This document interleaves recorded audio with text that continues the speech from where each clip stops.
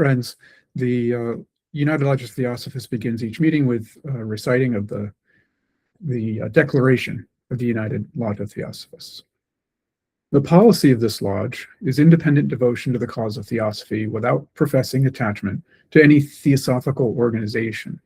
It is loyal to the great founders of the theosophical movement, but does not concern itself with dissensions or differences of individual opinion. The work it has on hand and the end it keeps in view are too absorbing and too lofty to leave it the time or inclination to take part in side issues. That work and that end is the dissemination of the fundamental principles of the philosophy of theosophy and the exemplification in practice of those principles through a truer realization of the self, a profounder conviction of universal brotherhood. It holds that the unassailable basis for union among theosophists, wherever and however situated, is similarity of aim, purpose, and teaching, and therefore has neither constitution, bylaws, nor officers, the sole bond between its associates being that basis. And it aims to disseminate this idea among theosophists in the furtherance of unity.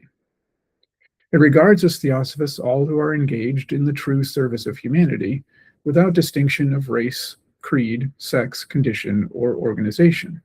And it welcomes to its association all those who are in accord with its declared purposes and who desire to fit themselves, by study and otherwise, to be the better able to help and teach others. The true theosophist belongs to no cult or sect, yet belongs to each and all. We also have a reading today from The Voice of the Silence by H.P. Blavatsky. Let thy soul lend its ear to every cry of pain, like as the lotus bears its heart to drink the morning sun. Let not the fierce sun dry one tear of pain before thyself hast wiped it from the sufferer's eye. But let each burning human tear drop on thy heart and there remain, nor ever brush it off until the pain that caused it is removed. These tears, O thou of heart most merciful, these are the streams that irrigate the fields of charity immortal. 'Tis on such soil that grows the midnight blossom of the Buddha, more difficult to find, more rare to view, than is the flower of the Voge tree. It is the seed of freedom from rebirth. It isolates the Arhat both from strife and lust. It leads him through the fields of being unto the peace and bliss known only in the land of silence and non-being. Kill out desire, but if thou killest it, take heed lest from the dead it should rise again. Kill love of life. But if thou slayest Tanha, let this not be for thirst of life eternal, but to replace the fleeting by the everlasting. And now we have today's talk. Today's talk is on Fohat. And in one sense, it's the dynamic power of cosmic manifestation. And we'll see throughout that there are other ways to look at it. I mean, the talk is called The Link Between Mind and Matter.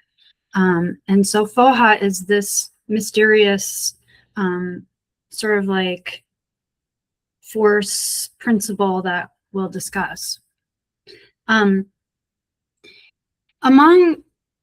It is among one of the many most profound concepts presented in the Secret Doctrine, and few are as important and as difficult to bring into clear focus.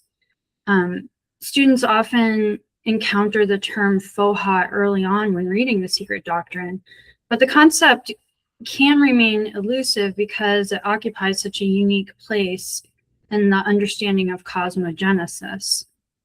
Fohat is neither a force exactly, nor a being, nor is it consciousness, nor matter. Rather, it's a dynamic principle that links these together. And one of the most concise definitions HPB gives is that Fohat is the mysterious link between mind and matter, the animating principle electrifying every atom into life. And this statement points directly to the central role Fohat plays in the manifested universe as an animating principle. And to understand this role, it's necessary to view Fohat within the broader framework of theosophical cosmology.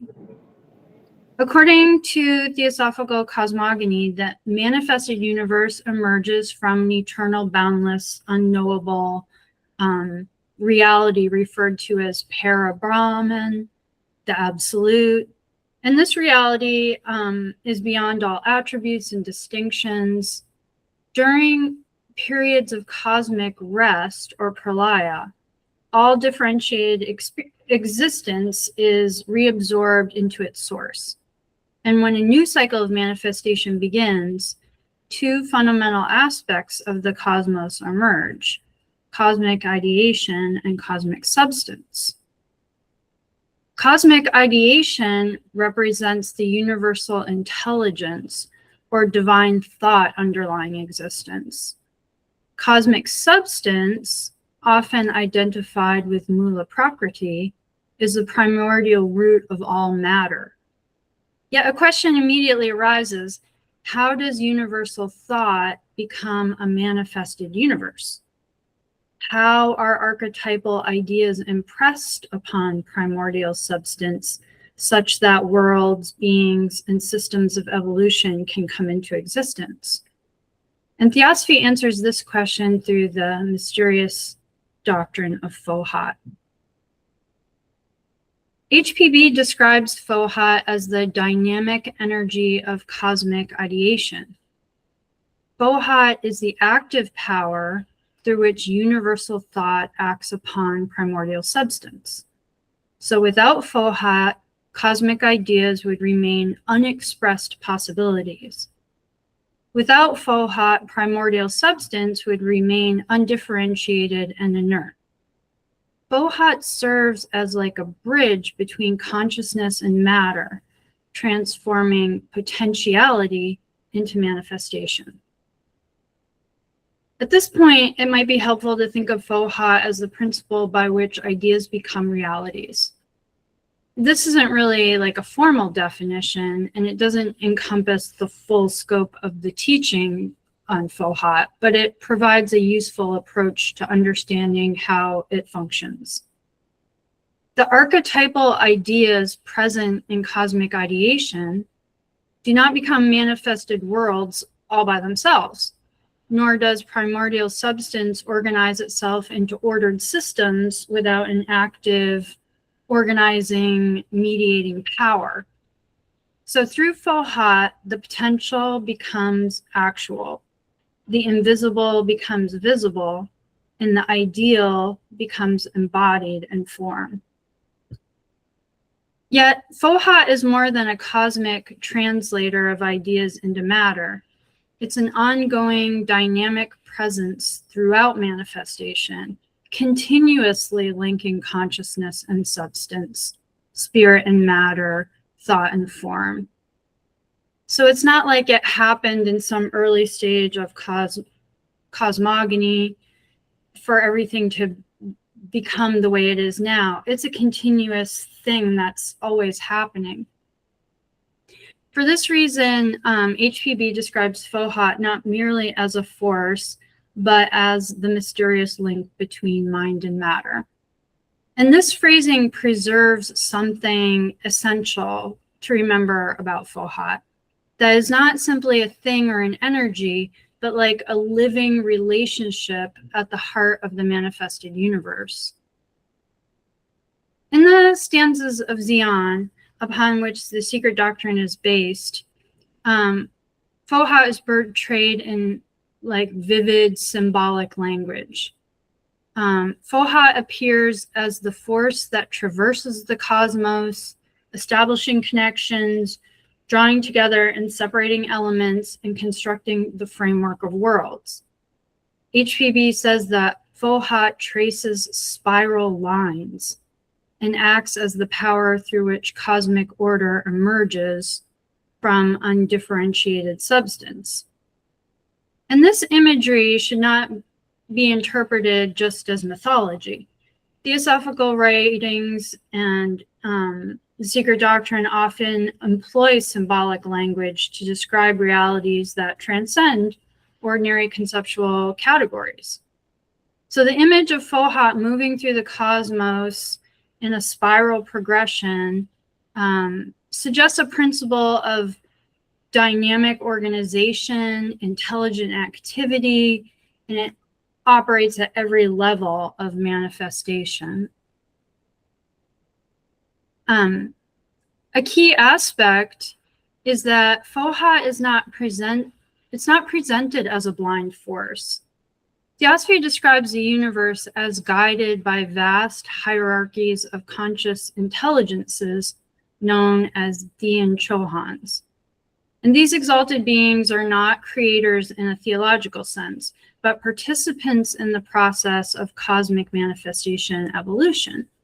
They embody intelligence, wisdom, and purpose within the cosmic order. So HPB repeatedly presents Fohat as acting in relation to these intelligences. One of the things she says in this imagery about Fohat, in an attempt to describe it, is Fohat is the steed and the thought is the rider. And this metaphor is really useful and helpful. We understand the rider directs, the steed carries that direction into action. Likewise, cosmic intelligence precedes cosmic energy. And the Dian Chohans represent the intelligent aspect of manifestation, while Fohat, the steed, represents that dynamic power through which that ideation, those purposes become effective within the substance of the universe. So this relationship or this metaphor might help clarify an important point. And that's that the cosmos is described as neither like a machine driven by blind forces, nor a creation produced by arbitrary divine intervention. It's a living, intelligent process in which consciousness and energy cooperate at every level. Intelligence and energy here are inseparable partners in manifestation. The connection between Fohat and the Dian Chohans becomes even clearer when we examine HPB's description of Fohat as one of the manifestations of cosmic electricity. In the stanzas and in their commentaries, Fohat is linked with the 7 suns, or 7 primary differentiations, through which the powers of the cosmos become active. These 7-fold manifestations correspond to the septenary structure found throughout theosophical teachings. 7 planes, 7 principles, 7 rays, 7 hierarchies of beings, etc. Fohat could therefore be understood not as a single force acting uniformly through the cosmos, but as a 7-fold principle expressing itself differently upon different planes of existence. Through these differentiated activities, the builders, the hierarchies, and the Dian Chohanic intelligences are able to shape and direct the processes of manifestation. HPB also compares Fohat to regular electricity, a comparison that has often led to misunderstandings. She said, Fohat is the personified electric vital power, the transcendental binding unity of all cosmic energies. And the phrase transcendental binding unity is crucial. Physical electricity is only one expression of a deeper reality. Fohat itself cannot be reduced to any one physical force known to science, essentially. Fohat belongs to the noumenal side of nature rather than the phenomenal side. Physical forces are always effects, and Fohat pertains to the underlying causes that produce those effects. So it might be helpful to think of Fohat that way, that it pertains to the underlying cause, to the noumenal side, as opposed to just a force expressing itself through effects, through manifestation. HPB repeatedly cautions students against materializing metaphysical concepts. And we don't mean to, it's just trying to understand it and compare and contrast with things we know. It inevitably happens. And that's why she gives that caution. And so essentially to identify Fohat with electricity would be inadequate as identifying consciousness with the electrical activity of the brain. Electricity may be a reflection of Fohat on the physical plane, but that certainly does not exhaust its meaning. That might be considered one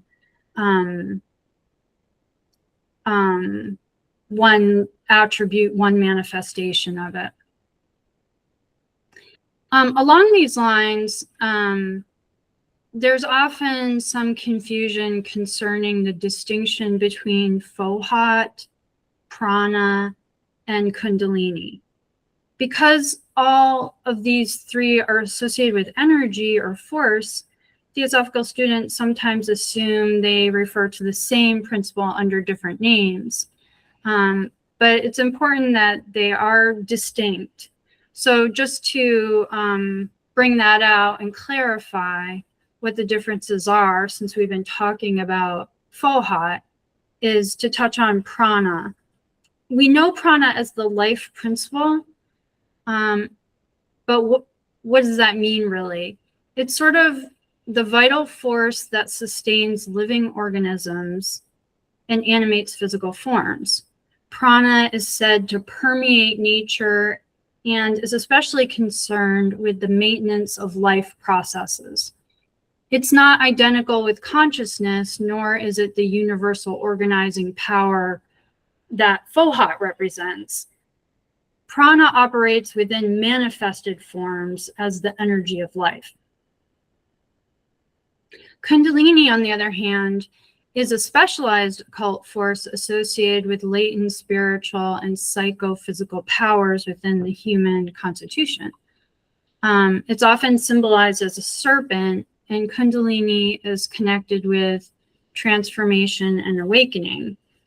And HPB repeatedly warns against attempts to arouse Kundalini prematurely or without adequate preparation because of its power and the potential danger of doing so. But as said, when the yogi activates different centers of consciousness, this Kundalini force is awakened. And we could do another talk just on those themselves. But in relation to Fohat, Fohat differs from both prana and Kundalini. Whereas prana is the life principle and Kundalini is a transformative sort of energy in the constitution, in the human constitution, Fohat is more cosmic in scope. And we could say that it's the dynamic power that links consciousness and substance throughout the entire universe. So to summarize the distinction, prana sustains life, Kundalini awakens hidden powers, and Fohat connects cosmic intelligence with cosmic manifestation. An ancient Hermetic axiom that we've all heard, as above, so below, invites us to see this reflection of cosmic principles within ourselves. If Fohat plays such a central role in the universe, the question arises, well, can we find an analogous process in the human experience? And so one useful analogy is a relationship between thought and action. An idea may arise, but by itself, it produces no external result. Some dynamic agency must translate the thought into action. So, for example, a building exists because an architect designed it, and that design is embodied through labor and materials. A book is written because an idea has become a sustained effort. An aspiration becomes reality because will energizes that intention.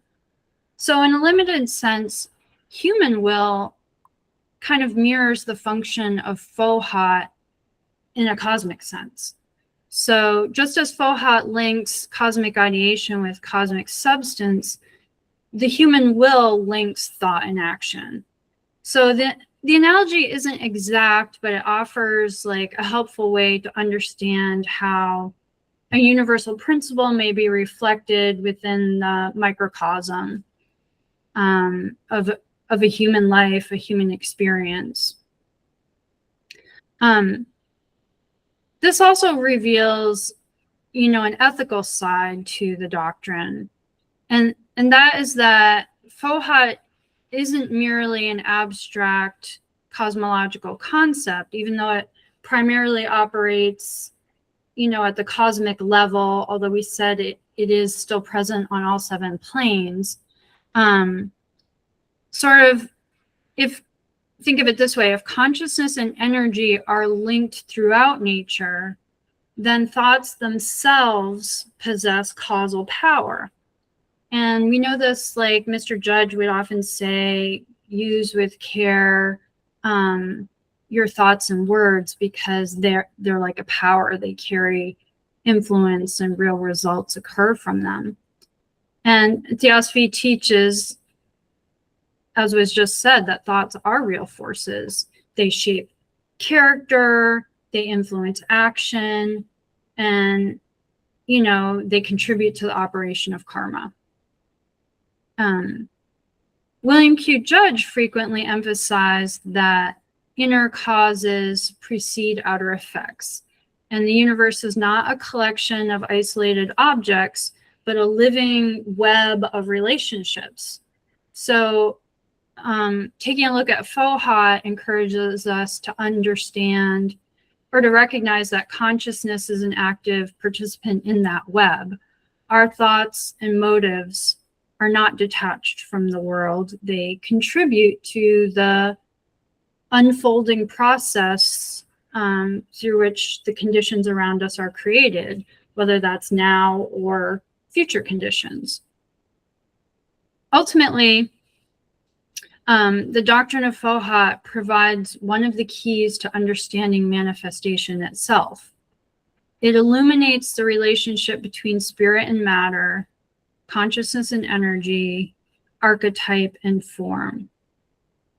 Through Fohat, the hidden realities of the cosmos become expressed in the visible universe. And this returns us again to HPB's description that Fohat is the mysterious link between mind and matter. And the way she's termed it sort of points towards a mystery that lies at the heart of both the cosmos and ourselves. And that's that Fohat is this dynamic energy through which cosmic intelligence becomes manifested order.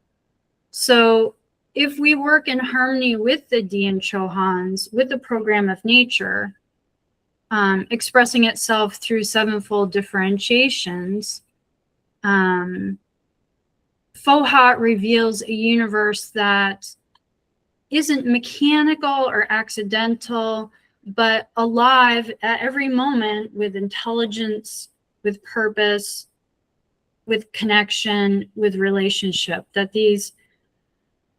it seems like separateness, or it seems like so far back when the cosmos began, this ideation brought the universe into being. And that's a way to put it in words, but this is to emphasize that this Fohat is this living connection between them that's always present. It's not like something that just happened a long time ago. It's ever present.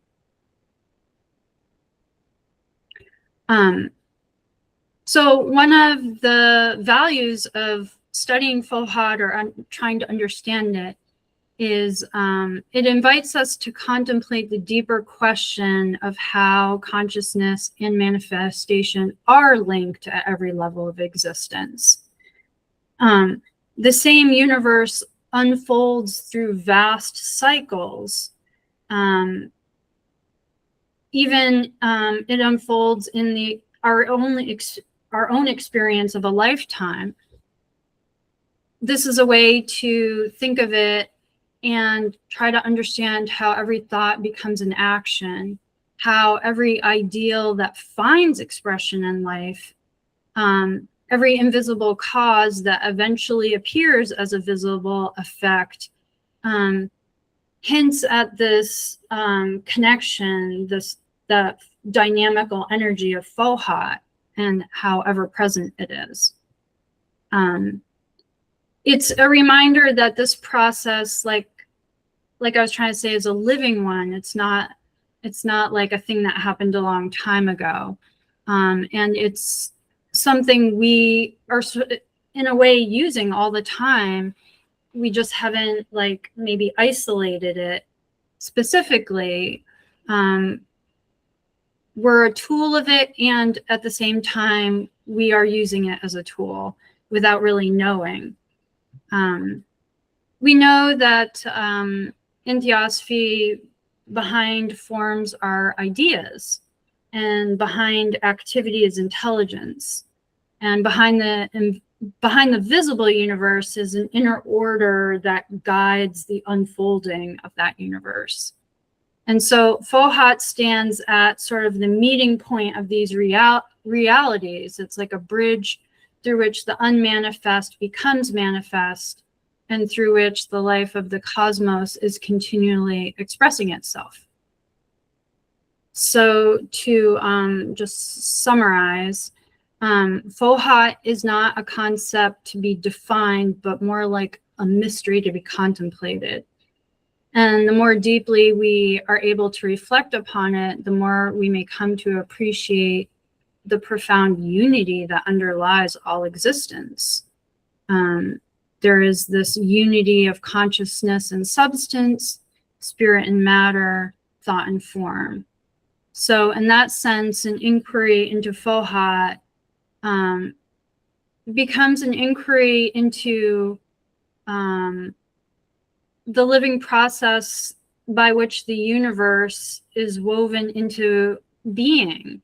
It's an invitation to try to understand how it works on a universal level, but also how it works within the realm of manifestation. So it's complex and it's complicated and it's difficult to put into words, but it's definitely something that we should try to become more aware of, because we're using it, experiencing it to some extent all the time.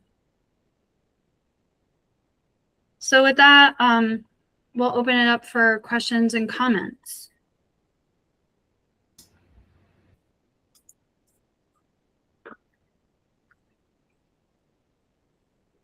Thank you, Kathy. It was a very interesting talk.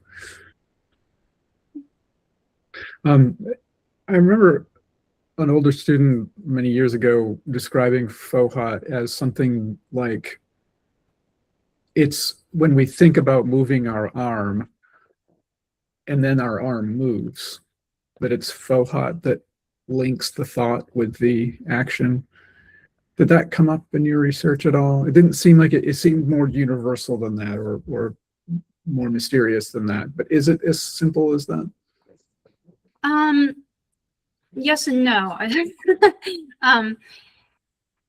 think based on the students' research, it is ever present. So one could say that maybe the human will is analogous or is somewhat a reflection of Fohat. It's not that it doesn't occur on the grossest planes of matter as we're experiencing now. It is mostly talked about in the secret doctrine in terms of cosmic levels, but if we can understand it in that cosmological sense, or that greater, we can see its reflection on this plane in our own lives, as was said. And it seemed that the closest analogous to this power is the will. Maybe the human will could be sort of like a reflection of Fohat on this plane. I remember that student saying that, and I don't remember exactly what the answer was.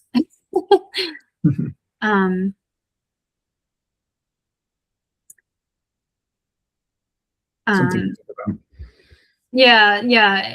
If anything, this hopefully provides sort of like a little bit of known ground from which we can jump off to think more about it, to understand it better, to ask more useful questions about it. Yeah. How does universal thought become a manifested universe? It's always expressed in words. There's these archetypal ideas, and then there's the forms, but it's really hard to know how exactly that happens.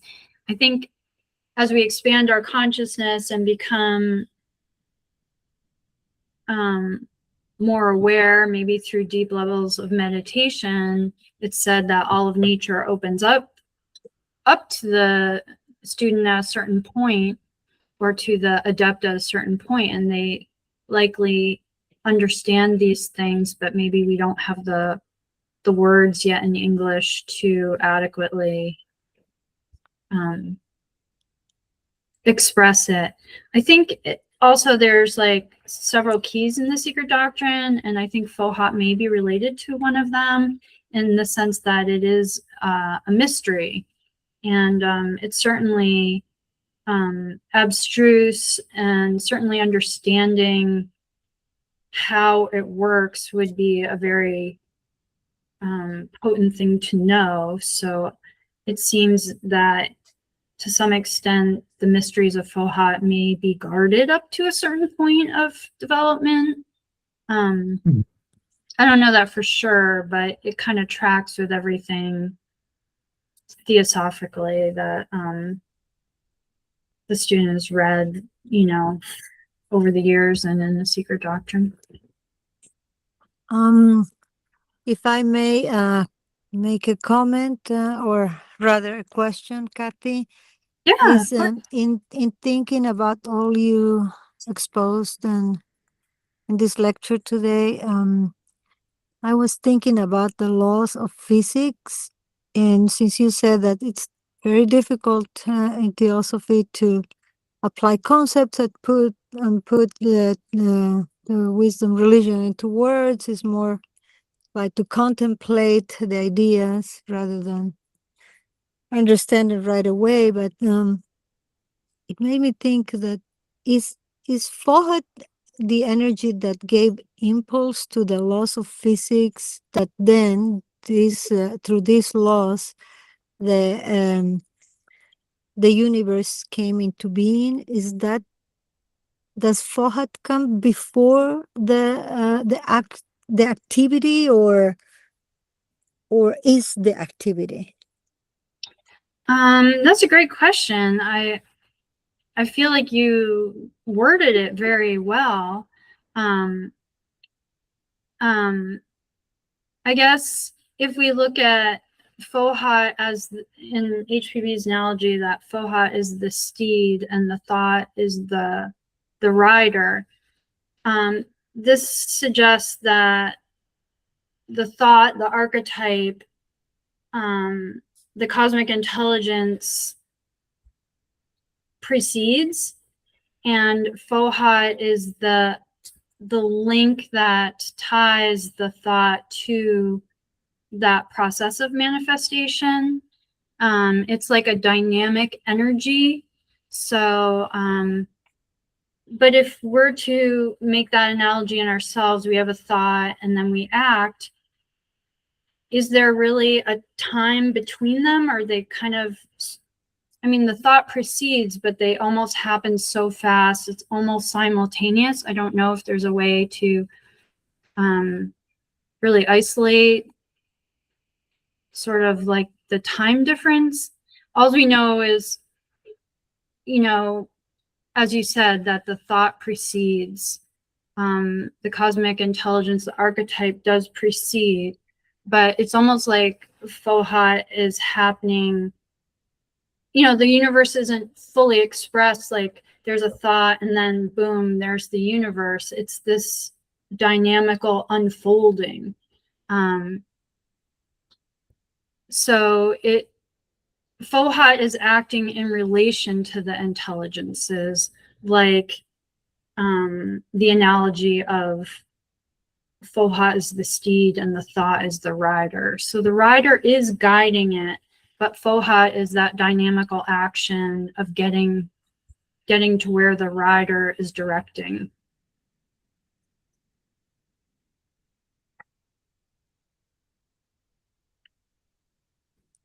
A follow-up to that question, and perhaps you already answered that or explained in the lecture, but it's not clear to me. So is Fohat still present, or is it, I know it's not, nothing is a one instant thing. It keeps the universe keeps unfolding, we keep evolving and all that, but I wonder if Fohat's still present, or it has a cycle per se, a beginning and an end and a repeat, or I don't know Yeah, if I'm expressing well I this question. no, I think that's really, I don't know, I think that's great. Those are the types of questions that, yeah, naturally come up.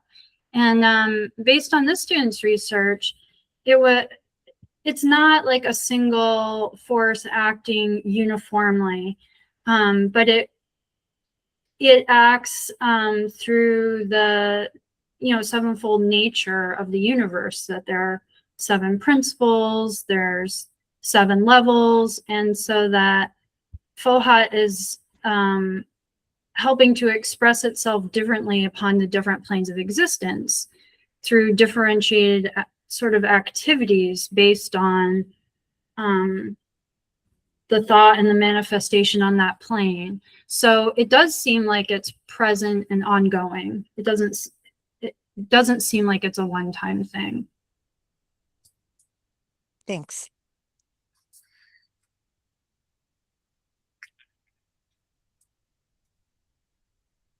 Yeah, it's just as you think you sort of have a grasp on it, something else in Theosophy makes it sound like that's not quite it. It is a very difficult concept, and because it's difficult to think at higher levels of abstraction, we tend to bring it down to things we understand. And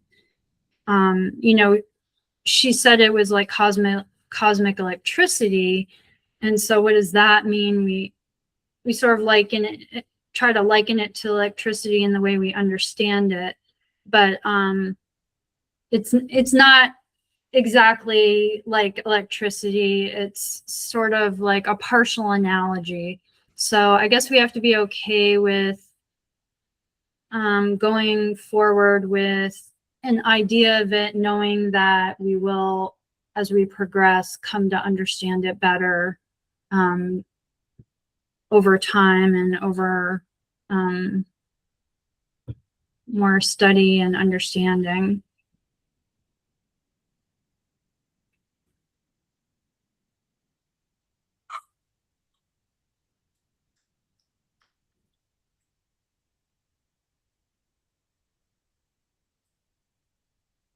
So I guess we just have to think of it as like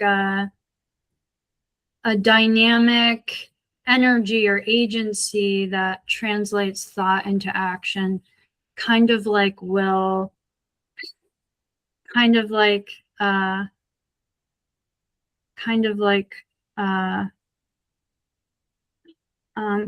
human will at where we are trying to understand it. Will mirrors Fohat because it's the thought translating into action. It's not perfect, but it's a fairly good way of thinking of it in the microcosm. I mean, will itself is not exactly a theosophically technical term. No. I say that because Foha is like a very technical term, and so maybe what we call will is at least in part described by Foha the way you mentioned. Your analogy, or HPB's analogy about Fohat being the steed and thought being the rider, to me feels one step removed from the thinker, the mind, right? It's not saying the mind is the rider. It's saying the thought is the rider. I feel like the mind produces a thought. The mind is the individual. It could be even something more sophisticated than the mind. I don't know if thought in this sense pertains to the activity of the soul at some higher level, the higher self. But I just thought it was interesting that it was the thought that was the rider, not the thinker, not the mind. I don't know, maybe it's... Yeah, that's a good question. But it seemed... I mean, Mr. Judge says that the mind takes on the shape and the characteristics of what it is thinking about. So maybe in that sense, any thought sort of hits a note, and that is what is translated. Is the thinker aware of its thought? That does bring up some questions about reflectivity of consciousness. Is it, self-consciousness and awareness of itself? And how it's described in the Gita, right? The field of action and the action itself and the actor. Yeah, doesn't it say in the Gita they're all one ultimately? Sure. Yeah. It's these subtle distinctions that are difficult to put into words. Mm-hmm. We just have to remember that sort of the consciousness or the thought and the energy bringing about the material conditions that they're linked throughout.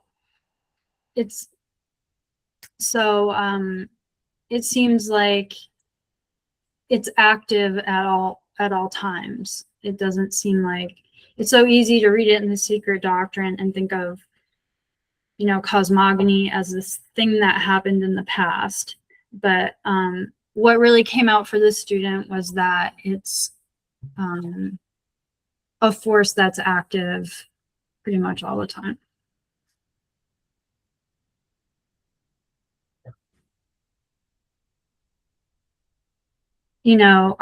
Our thoughts and motives aren't detached from the world. They are contributing to the unfolding that we're experiencing.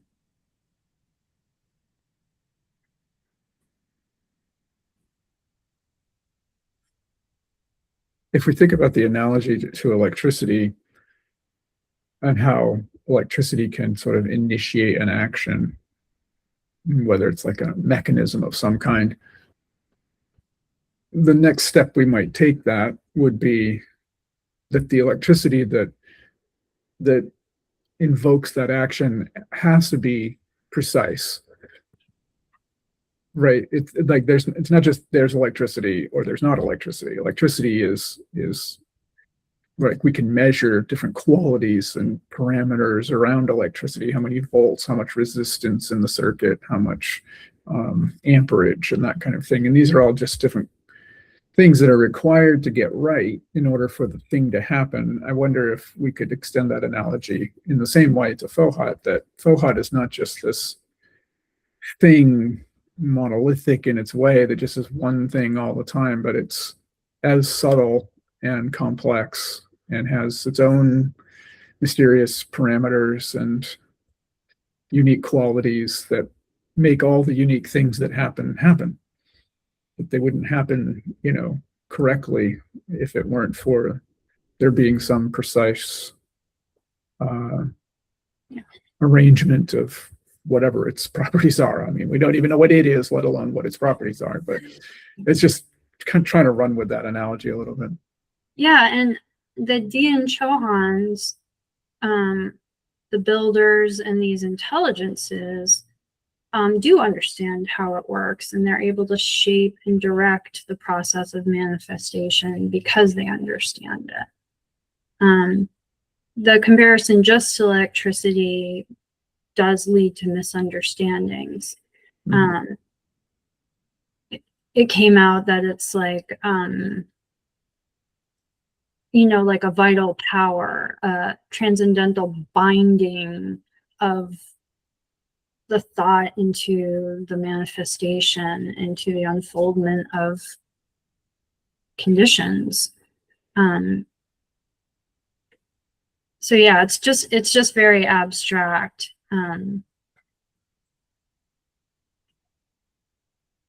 Yeah, the comparison, she makes the comparison to cosmic electricity as if we kind of know what that means, but and these help us to get closer to the meaning, but it just, as long as we understand that that doesn't exhaust its meaning. Right.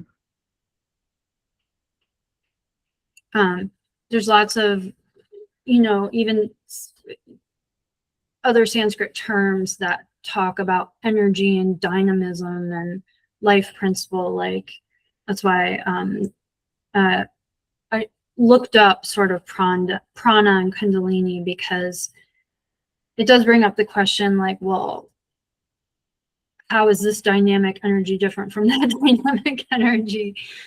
And it does seem that some are in certain contexts, or more, prana is more related to the energy that animates physical forms, that permeates nature, and contributes to life processes. And that way, it's maybe a reflection of an aspect of a more cosmic, dynamical force. But every little bit we can bring to it helps us understand it, and trying to decipher, HPV's message, really. And this science, she said, it's not, her words, it's not her philosophy, that this is an age-old science that has been obscured, and she's revealing, as much as we can understand, what it is at this point.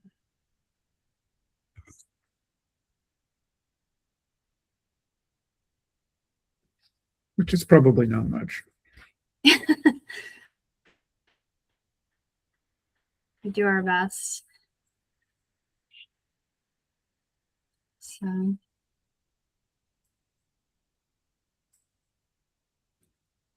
Yeah, so I guess we can wrap it up a few minutes early if there's no other questions or comments. Next week, we continue our study of Studies in the Secret Doctrine, the roundtable read and discussion. And then we'll take a break today for about 5 or 10 minutes and come back to our study class on the Way of the Bodhisattva by Shantideva. So thank you all for coming, and for your thoughts, comments, and questions, and hope to see you again soon. Thanks again for the great talk. Good greetings from Bethesda, Maryland. I'm 10 minutes away from Cordell Avenue, where we used to have Theosophy meetings. Oh, that's funny.